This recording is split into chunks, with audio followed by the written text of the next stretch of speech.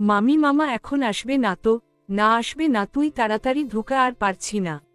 আমি আর কিছু না ভেবে ঢুকাতে থাকলাম, আর মামি গবড়াতে লাগলো। হ্যালো বন্ধুরা, আরও একটা নতুন গল্প নিয়ে চলে এলাম আপনাদের মাঝে। জীবনের কিছু সম্পর্ক থাকে যা আমরা চাক্ষুষ দেখি, কিন্তু তার গভীরে লুকিয়ে থাকা সত্যগুলো আমাদের চোখ এড়িয়ে যায়। আজকের গল্পটা এমন এক সম্পর্কের, যা নিয়ে মানুষ নানা কথা বলে, কিন্তু আসল গভীরতাটা কেউ জানে না। ভিডিওটি শেষ পর্যন্ত দেখবেন, কারণ শেষটা আপনার চিন্তার জগৎ বদলে দিতে পারে। ভালো লাগলে অবশ্যই লাইক দেবেন এবং আমাদের পরিবারের সদস্য হতে সাবস্ক্রাইব করতে ভুলবেন না।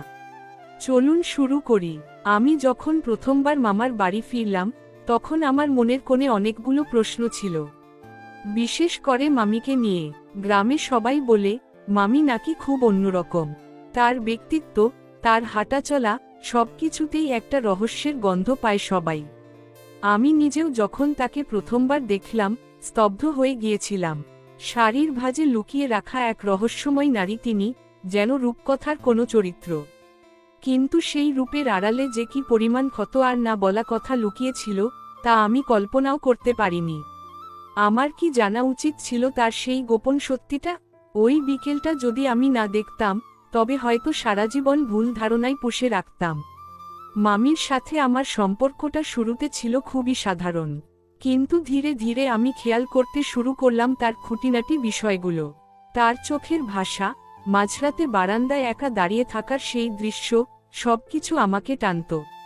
তিনি যখন রান্নাঘরে ব্যস্ত থাকতেন, তার হাতের নাড়াচাড়ায় যেন এক ধরনের ছন্দ থাকত। মাঝে মাঝে যখন তিনি জানালার পাশে এসে দাঁড়াতেন, বিকেলের শেষ আলো তার মুখে এসে পড়ত, তখন তাকে সাধারণ কোনো গৃহবধূ মনে হতো না, মনে হতো তিনি সময়ের কোনো এক প্রাচীন মূর্তির মতো স্থির। তার প্রতিটি চাহনিতে যেন হাজারো না বলা অভিযোগ জমে থাকত। আমি তার শরীরের চেয়েও বেশি তার মনের অস্থিরতা দেখতে পাচ্ছিলাম।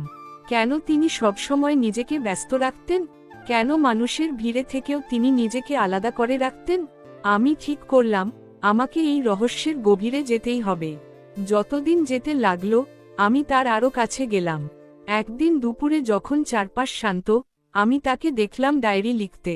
আমার উপস্থিতির কথা তিনি টের পাননি।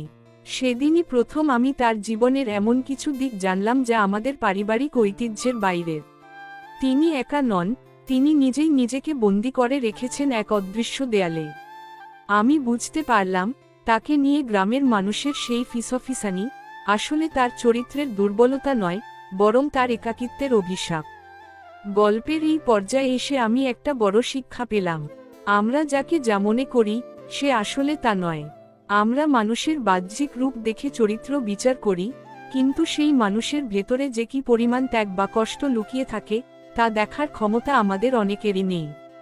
মামি আমার কাছে কেবল মামি রইলেন না, হয়ে উঠলেন এক জীবন্ত জীবনদর্শনের প্রতীক। তিনি শিখিয়ে গেলেন যে, ভালোবাসা শুধু পাওয়ার নাম নয়, অনেক সময় নীরব থেকে ত্যাগ করার নামই হলো প্রকৃত ভালোবাসা। তো বন্ধুরা, আজকের গল্পটা এখানেই শেষ করছি। সম্পর্কের গভীরতা কি কেবল শরীরেই থাকে, নাকি সেই অদৃশ্য সুতোর টানে যা আমাদের একে অপরের সাথে জুড়ে রাখে? আজকের এই ভিডিও থেকে আপনারা কি শিখলেন, তা অবশ্যই কমেন্টে জানাবেন। মামির জীবনের এই নীরব লড়াই আপনাদের কেমন লাগলো? এমন আরও হৃদয়স্পর্শী গল্প পেতে আমাদের চ্যানেলটি সাবস্ক্রাইব করে বেল আইকনটি টিপে রাখুন। লাইক দিতে ভুলবেন না। খুব শীঘ্রই দেখা হবে নতুন কোনো গল্পের সাথে। ততক্ষণে ভালো থাকুন, সুস্থ থাকুন।